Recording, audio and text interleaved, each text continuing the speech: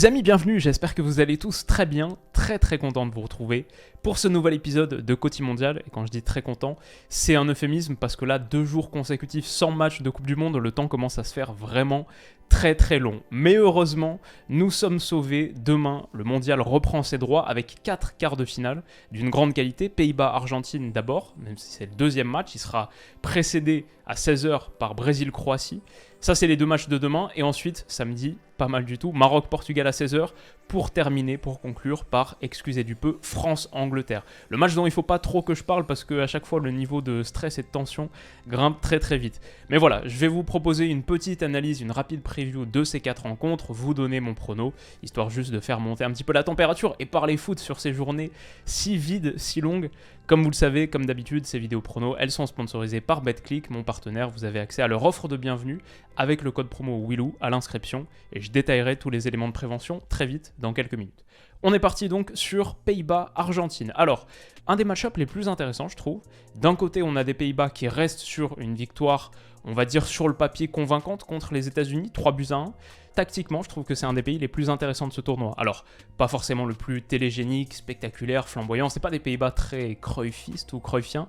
Par contre, il y a le marquage en individuel la plupart du temps. Là, on le voit un petit peu sur les 2 centraux, le 3-5-2 néerlandais, il se calque très bien sur les systèmes à 4, comme ce sera le cas contre l'Argentine, avec les 2 avants qui peuvent cadrer les 2 défenseurs centraux. C'est un peu plus dur de trouver un décalage, et surtout au milieu de terrain, le trident Frenkie de Jong, Marten de Roon, David Klaassen. Bon, très bien pour être sur Tyler Adams, Weston McKennie et Younous Moussa et face à un 4-3-3. Ça aussi, ça marche très bien. Ce qui rend pour l'adversaire difficile le fait de passer par l'axe. Et sur les côtés aussi, parfois c'est compliqué. On le voit ici. Tim Ream qui va chercher un ballon oblique à destination de son latéral, Serginho Dest. On voit à quel point l'axe du terrain est bouché par les Pays-Bas. Ouais, mais cet individuel, ce marquage très resserré, il s'applique aussi sur les côtés. Boum, Daley-Blind surgit parce que la passe est un poil trop longue.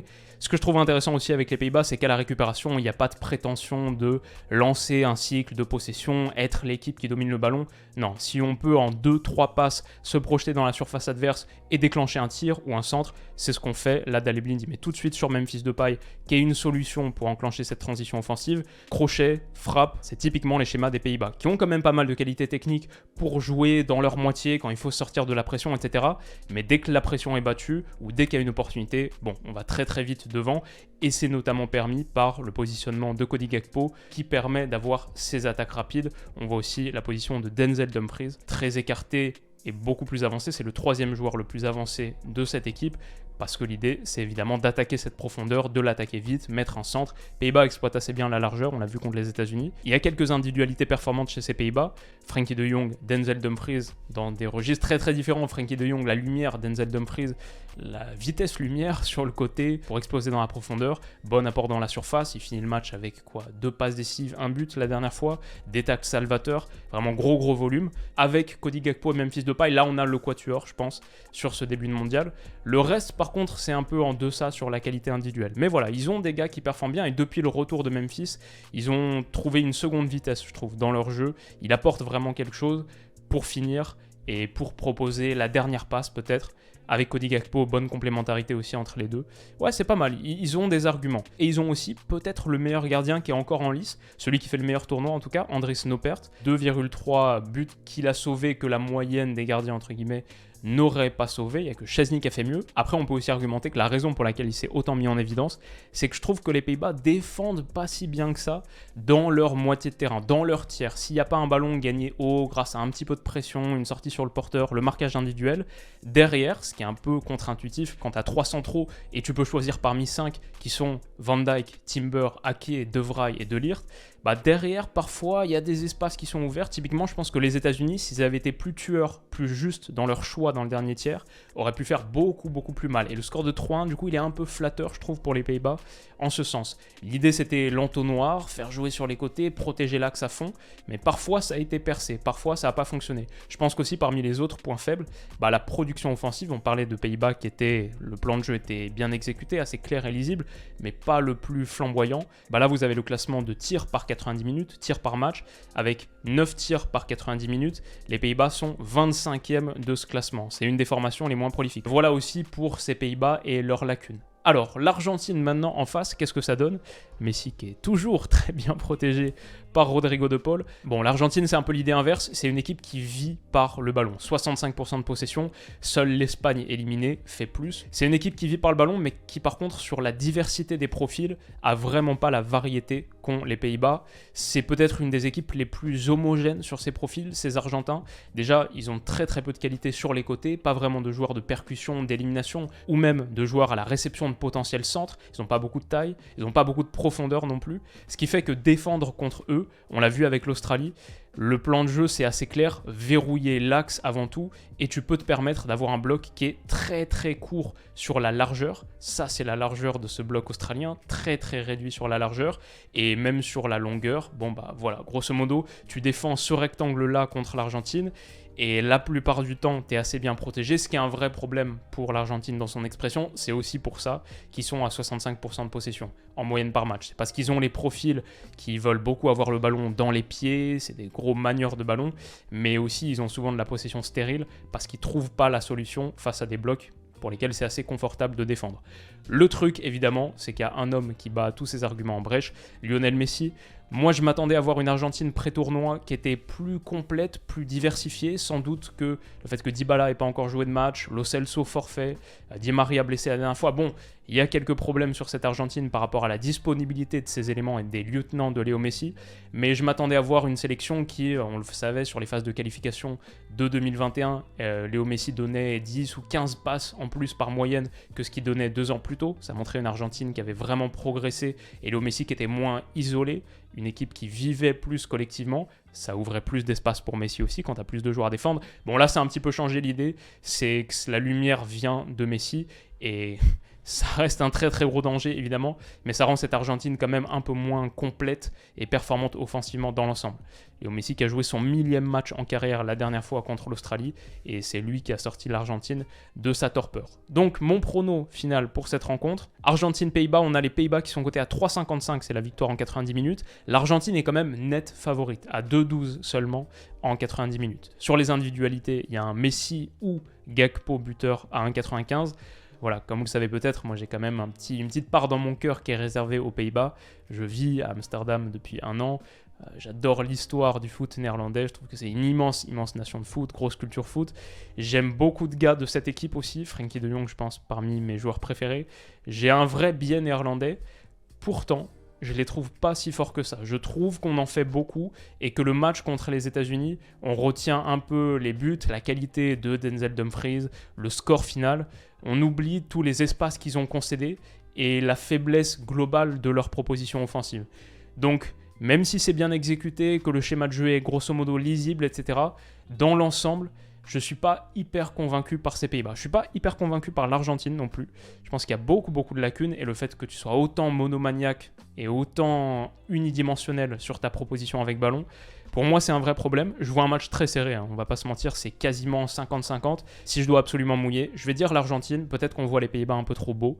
Et je pense que dans les deux cas, je serai assez satisfait. C'est une rencontre que j'ai trop hâte de voir, qui sent très bon. Le parfum de l'histoire de la Coupe du Monde, la finale 1978, Kempes, la victoire des Argentins, bien sûr, 1998, Bergkamp, le but en prolongation, la demi-finale de 2014, bien sûr, remportée au tir au but. Beaucoup de très grands moments. Mon petit prono sur ce match, ça va être une victoire 2-1 de l'Argentine, qui est à 9,60. Et donc, si la partie Paris Sportif vous intéresse, comme je le disais, vous avez accès à l'offre de bienvenue de Betclic en utilisant le code promo Willou. Mais ce que je précise, c'est que les paris sportifs sont pas du tout nécessaires et essentiels pour vivre pleinement l'intensité de ces quarts de finale qui vont être géniaux, trop hâte. Donc, c'est pas du tout nécessaire. Et comme vous le savez, les paris sportifs interdits aux moins de 18 ans, réservés aux majeurs. Et jouer comporte des risques. Donc, jouez plutôt des petites sommes, soyez responsables par rapport à tout ça. On est parti sur le second match, Brésil-Croatie donc, qui est le premier de ces quarts de finale, demain à 16h, dans un peu moins de 24 heures. Sur le papier, ça semble être le quart de finale le plus déséquilibré de tous, entre une Croatie qui a souffert contre le Japon, qui s'est imposé finalement au tir au but, et un Brésil qui, à l'inverse, n'a pas fait dans le détail contre la Corée du Sud. Victoire 4-1, il gagnait 4-0 à la mi-temps, 4-0 au bout de 36 minutes de jeu. Tite a même pu s'offrir le luxe de faire entrer Weverton, le troisième gardien brésilien, en fin de rencontre, ce qui fait du Brésil la seule sélection à avoir utilisé tous ses joueurs pour l'instant. Bien sûr, ce Brésil n'est pas imprenable, même contre la Corée du Sud, ils ont concédé quelques grosses situations, et Alisson a dû s'employer pour faire 3-4 très beaux arrêts. Eder Militao sur le flanc droit, on le voit ici battu par Hwang, bon c'est pas son poste, il dépanne, petite zone de faiblesse pour les Brésiliens, qui nous rappelle également notre souci sur ce flanc droit. Donc ils ont des problèmes. Est-ce que Perisic peut en profiter de cette lacune sur le flanc droit, lui qui est en très grande forme? La Croatie n'a pas peur d'un match de guerrier, c'est ce pourquoi ils sont calibrés. Gvardiol qui fait un tournoi extraordinaire. Voilà, la Croatie a des arguments. Le Brésil est le net favori, ils sont à 1,33, la Croatie est à 9,25. Ça c'est victoire en 90 minutes. Maintenant, la Croatie en prolongation a l'habitude de faire la différence. Je crois que sur leurs 8 derniers matchs à élimination directe, ils sont allés 7 fois en prolongation pour 6 victoires, ou pour 7 victoires même, un truc totalement démentiel comme ça. Ils sont très habitués à faire durer les matchs dans la longueur, c'est quelque chose et c'est un rapport de force qui leur convient bien. Est-ce qu'ils peuvent réitérer la performance contre le Brésil? Ils sont à 30 victoires en prolongation, 15 victoires au tir au but, comme contre le Japon donc. Moi je vois plutôt le Brésil, évidemment, dans un match qui va être compliqué, je pense qu'il ne faut pas sous-estimer ces Croates, mais je les vois suffisamment capables d'enchaîner les vagues offensives pour mettre la Croatie dans une situation où ils n'ont pas trop de munitions et de cartouches à exploiter. Je vois un match relativement à sens unique, même si la Croatie a des armes, je vois une victoire 2-0 du Brésil, et ça pourrait nous offrir une finale de Copa América en demi-finale de Coupe du Monde, ce qui serait un match absolument fantastique, et je dois le confesser, un petit souhait de ma part. On a ensuite Maroc-Portugal et France-Angleterre, les matchs de samedi. Pour le coup, j'ai déjà dédié 2 vidéos entières à ces rencontres. Vous avez depuis hier après-midi Maroc-Portugal une quinzaine de minutes dessus, et depuis avant-hier matin, France-Angleterre la même chose. Donc n'hésitez pas à aller checker ça, c'est dans la playlist Côté Mondial qui est en description. Ça fait partie de mes 2-3 vidéos par jour qu'on sort en ce moment sur cette période de Coupe du Monde. Donc vous pouvez aller checker ça si vous voulez, mais je vais pas faire le rat, je vais quand même vous mettre mon prono ici et le détailler un peu plus. Le score, je ne l'ai pas donné dans les autres vidéos. Donc ce que je peux vous dire ici, c'est que le Maroc, évidemment, la défense de fer, comme on le montrait, le 4-1-4-1, Saïs, Amrabat, Aguerd, même le losange de fer avec Bounou, il y a vraiment une très très grande qualité défensive des Marocains qui ont encaissé un seul but sur 4 matchs, en ayant joué Croatie, Belgique, Canada et donc Espagne. Un seul but, c'était un but contre son camp de Naïf Aguerd. Ils n'ont même pas encaissé de tir au but, donc vraiment aucun joueur adverse n'a marqué contre le Maroc. Le problème, c'est que Naïf Aguerd s'est blessé. Grosso modo, le capital physique du Maroc a été diminué sur cette rencontre contre l'Espagne, non seulement le fait de jouer une prolongation, mais même plusieurs gars qui ont dû aller à l'infirmerie dans la foulée. Naïf Aguerd, aux dernières informations, ce que j'ai lu là il y a quelques heures, on verra si c'est le cas, devrait être forfait. Il ne sera pas réintégré à temps malheureusement. Et ça pourrait coûter au Maroc.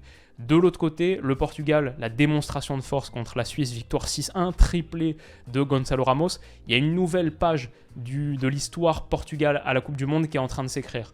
C'est celle de la mise sur le banc de Cristiano Ronaldo, c'est celle d'un secteur offensif bien plus performant avec Gonçalo Ramos, très fluide, beaucoup de qualité, on le savait déjà chez les individus, João Félix, Bernardo Silva, Bruno Fernandes, mais désormais ils ont plus de menaces dans la profondeur, plus de vitesse, plus de qualité grosso modo dans cette expression collective. Peut-être que Santos a trouvé la bonne formule, en tout cas contre la Suisse, c'est ce qu'ils ont montré. Donc mon prono, comme je le disais dans la vidéo d'hier, c'est un match très serré, je pense que le Maroc a les armes, mais ce que je disais c'est qu'il y avait 3 éléments, en gros, le Portugal qui revient mieux, plus de qualité individuelle sur le secteur offensif, où le Maroc peut être un peu en berne, à part les dribbles de Sofiane Bouffal, bon Ziyech fait un bon tournoi aussi, mais sur le poste de 9 par exemple, et sur un match qui s'étirerait dans la longueur, on voit que sur le banc, ils n'ont pas beaucoup d'arguments, l'entrée de Chedira était catastrophique, Abdé, c'était mieux que contre la Croatie, mais pas top non plus, donc je vois bien sûr le Portugal avec plus de qualité individuelle, on ne dit pas grand chose de révolutionnaire en disant ça, et je disais le troisième point, c'est que j'ai peur que la victoire contre l'Espagne était un peu une victoire à la Pyrrhus, qui coûte beaucoup de ressources physiques, on le voit là avec Aguerd qui sera vraisemblablement absent, on va voir comment ça évolue, mais au conditionnel. Donc je vois une victoire du Portugal, mais une victoire courte. Le Maroc est coté à 5,65 en 90 minutes, le Portugal à 1,62, on voit aussi qu'ils sont net favoris. Moi je trouve que les cotes reflètent pas à quel point le rapport de force est proche. Je dirais pas que c'est, comme les cotes le disent là, du 70-30, 75-25, je dirais que c'est du 55-45, mais si je dois absolument choisir une sélection, ce serait plutôt le Portugal. Si on voit le Maroc refaire la performance contre l'Espagne, bon, leur victoire au tir au but, leur qualification au tir au but est à 11, mais je vais dire que je vois une courte victoire portugaise, 2-1, c'est à 8,80. Voilà mon prono sur ce match. France-Angleterre dans la foulée, là aussi, vous avez la vidéo détaillée. Ce que je vais dire, c'est que la France, sa production offensive parle pour elle. C'est la 3e meilleure équipe du tournoi, même la 2e à égalité avec le Brésil sur ses non-penalty expected goals, 8,6. Donc la France produit énormément, a trouvé peut-être un entrejeu fonctionnel. Rabiot, Tchouaméni, Griezmann qui revient, les efforts défensifs, les tacles, la pression aussi, gros volume d'activité. Et Dembélé, Mbappé qui combinent super bien. Je pense que ça aussi avec Olivier Giroud, bon, le secteur offensif se porte bien, mais ce qu'apporte Dembélé pour le renversement, pour les attaques rapides, pour avoir quelqu'un qui peut suivre Mbappé et donc le fournir, mais aussi être un joueur à la réception, ce qui fait que Mbappé a plus de possibilités. Il peut faire même feinte de passe, feinte d'écarté pour rentrer intérieur. Ce secteur offensif, ce trident offensif, il fonctionne très bien aussi et Mbappé marche sur l'eau. Il risque de faire mal à l'Angleterre, qui même si les Anglais présentent depuis quelques jours le fameux plan anti-Mbappé qui devrait s'articuler autour de la vitesse de Kyle Walker, Walker, on a vu contre Ismail Assar, le match contre le Sénégal, qu'il était en grande difficulté. Physiquement, il a perdu de sa qualité de vitesse Kyle Walker, cette saison en particulier où il a joué que 45% des minutes de City en Première Ligue. Voilà, c'est pas le même Kyle Walker qui a 1 an et demi, 2 ans. Du coup, je pense que lui va souffrir, je pense que Mbappé peut faire très mal, comme il l'a fait à Matikash il y a quelques jours. Maintenant, la France aussi a des soucis défensivement. Je pense que les deux secteurs défensifs ont des soucis. La France est sur son flanc droit, évidemment, une image qui ressemble beaucoup à celle d'Eder Militao tout à l'heure contre Hwang. Là, c'est Jules Koundé qui avait été en grande difficulté. Et ce secteur droit, il pourrait souffrir face à la furie offensive de l'Angleterre, qui, je vais le dire, a un argument très très fort, c'est sa profondeur d'effectif. À la 70e minute, l'Angleterre peut faire triple changement et faire entrer Rashford, qui est le 2e meilleur buteur du tournoi, Sterling, qui est revenu là, après ses soucis, il est revenu au camp de base, donc il sera apte pour jouer contre la France, peut faire entrer Grealish, en ayant commencé avec Kane, Foden, Saka.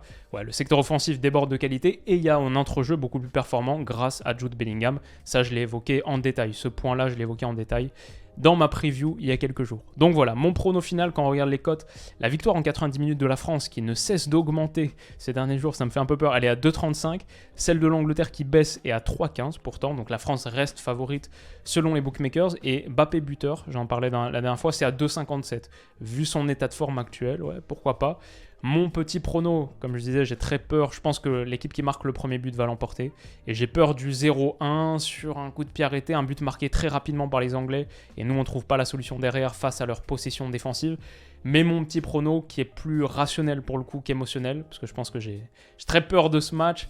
Il m'inquiète, donc je vois les pires choses. Mais rationnellement, je vois un secteur offensif français qui est tellement performant, qui a tellement de qualité, Mbappé qui marche sur l'eau, et qui, honnêtement, face à l'Angleterre, je serais surpris qu'il soit totalement contenu et verrouillé. Du coup, je vais dire une victoire 2-1 de l'équipe de France, c'est à 9,60, avec pourquoi pas un petit but de Kylian Mbappé. Voilà pour ça. Et donc voici pour mes pronos des quarts de finale de Coupe du Monde. Maintenant, j'ai trop hâte d'y être. Je crois que j'ai inclus le combiné Argentine, Brésil, Portugal et France, ce qui semblerait être la logique entre guillemets. L'Argentine qui se qualifie, le Brésil aussi, le Portugal aussi et la France aussi. Le combiné de ces qualifications, pas en 90 minutes, ça peut aller sur les 4 matchs en prolongation, au tir au but, il est à 3,90. Et si vous voulez jouer la carte de la consolation, le lot de consolation, Argentine, Brésil, Portugal et au lieu de France, Angleterre est à 5,31. Voilà, ça peut être un combiné en sachant que les combinés, la plupart du temps, ça passe pas, c'est très très difficile. Et que les paris sportifs, comme je l'ai dit tout à l'heure, sont pas du tout essentiels, importants pour vivre l'intensité de ces matchs. Ça va être vraiment une folie et trop hâte, juste trop hâte de retrouver les rencontres, les analyses. Comme vous le savez, donc il y aura 4 vidéos, une après chaque match, pour analyser en détail ce qui s'est passé. Et on se projettera ensuite sur les demi-finales. Il reste quand même de très beaux rendez-vous sur cette Coupe du Monde, même s'il ne reste plus que 8 rencontres et 7 vraies, parce qu'on ne compte pas le match pour la 3e place. Bien sûr, voilà pour cette analyse et cette vidéo. J'espère qu'elle vous aura plu. Rendez-vous demain pour le vrai, pour les affaires qui reprennent, et ça va être un kiff. À demain et prenez soin de vous. Bisous.